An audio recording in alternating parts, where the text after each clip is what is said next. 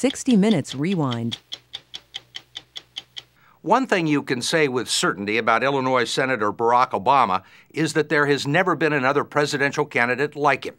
He has a foreign-sounding name that rhymes with Osama, his middle name is Hussein, and he's admitted to using marijuana and cocaine as a teenager.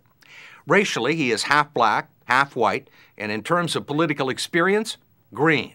With just 7 years in the state legislature and 2 in the United States Senate, it would be easy to dismiss him were it not for the fact that he is running second in the polls behind Hillary Clinton for the Democratic nomination. Yesterday, 17,000 people braved frigid weather to watch him declare his candidacy in Springfield, Illinois, where we joined him on the eve of his speech. 3 years ago, you were a state legislator here in Springfield. What makes you think that you're qualified to be president of the United States? You know, I think we're in a moment of history where probably the most important thing we need to do is to bring the country together.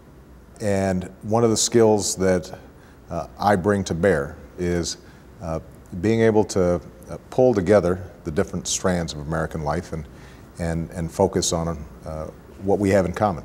You don't have any doubts that you're ready? No. Where do you get all this confidence? My wife asks me that all the time. So this is the old state capitol.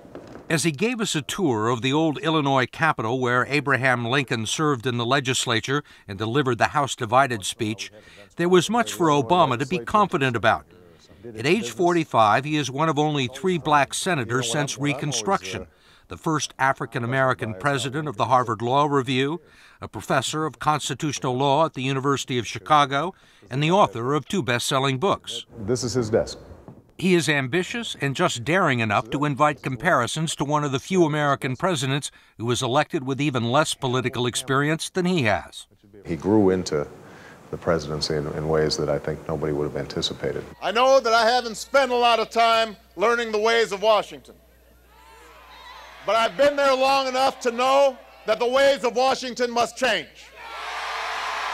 Yesterday in Springfield, he began a campaign that seems to have morphed out of his latest book tour. We're behind you all the way. Propelled by the media, hungry for a fresh face and a good story, he has graced the covers of Time and Newsweek, the pages of Men's Vogue, and has been endorsed by Oprah.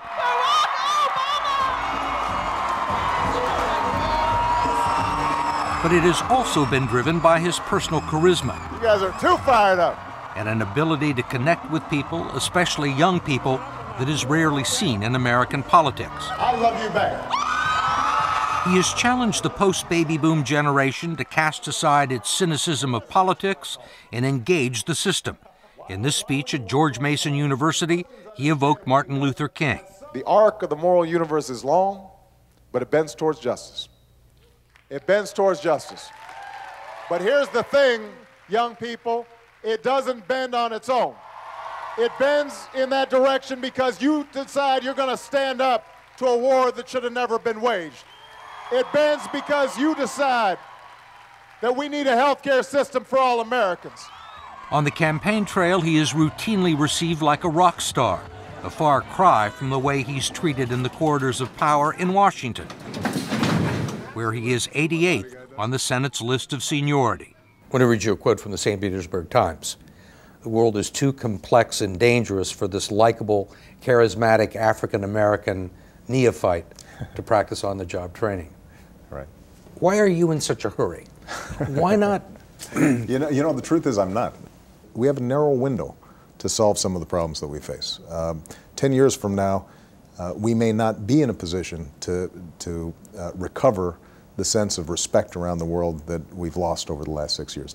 Certainly when you look at our energy policy and environment and the prospects of climate change, we've got to make some decisions right now. And so I feel a sense of urgency for the country.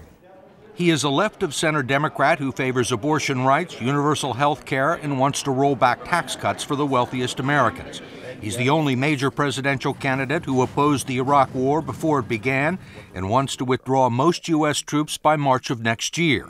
He would redeploy some of them to Afghanistan, keep others in the region to protect strategic U.S. interests. The need to bring this war to an end is here. Would you talk to Iran or Syria? Yes.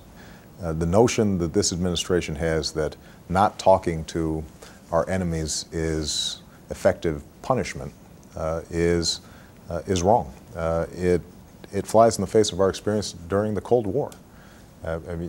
Ronald Reagan understood that it may be an evil empire, but it's worthwhile for us to periodically meet to see, are there areas of common interest?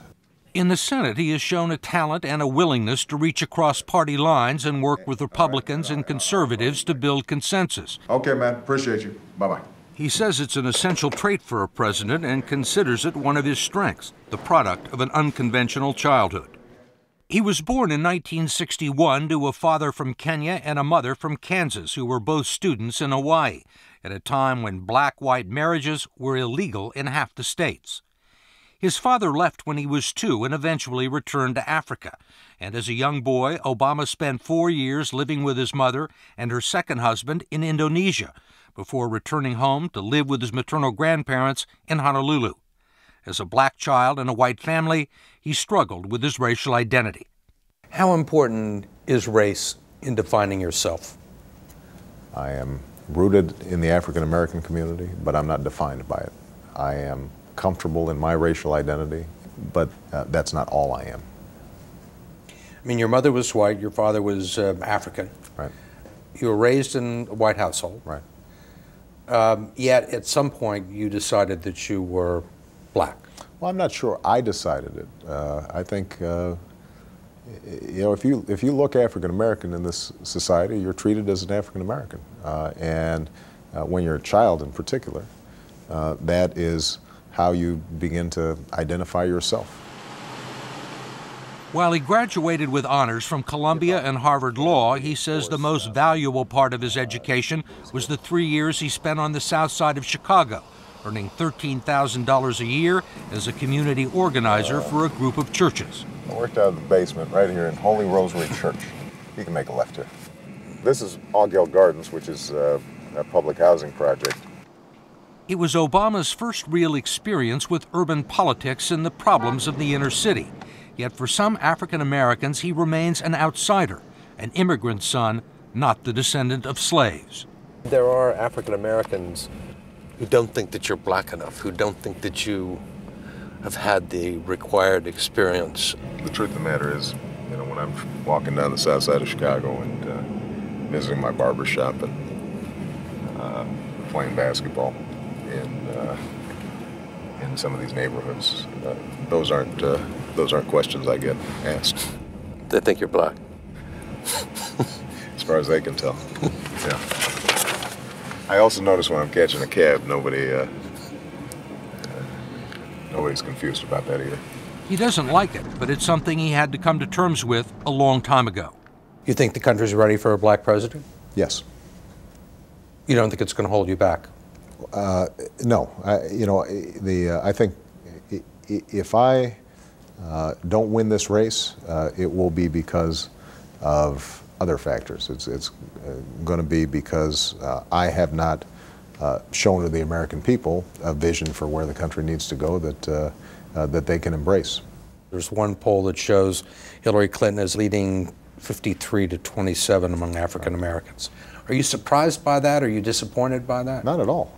I think that there is an assumption on the part of some commentators that somehow the black community is so unsophisticated that the minute you put an African American face up on the screen that they automatically say, that's our guy. A black candidate has to earn black votes the same way that he's got to earn white votes, and that's exactly how it should be.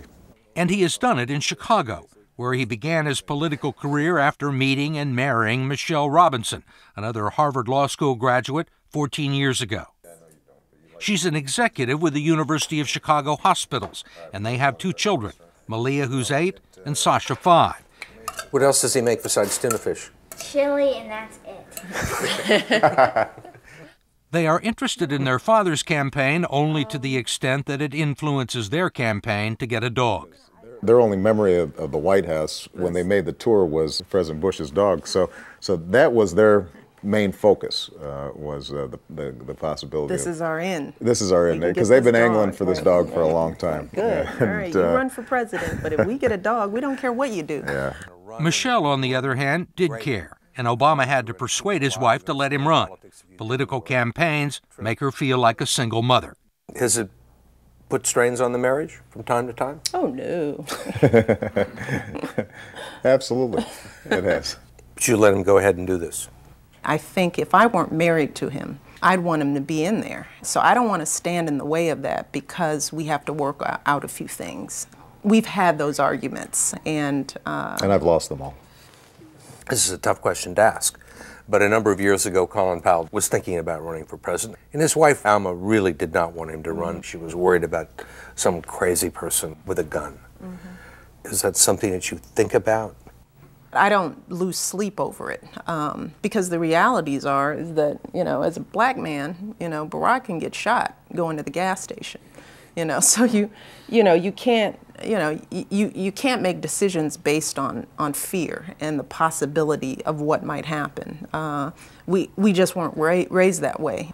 And there are other concerns, the loss of privacy and people poking around in their closets looking for skeletons.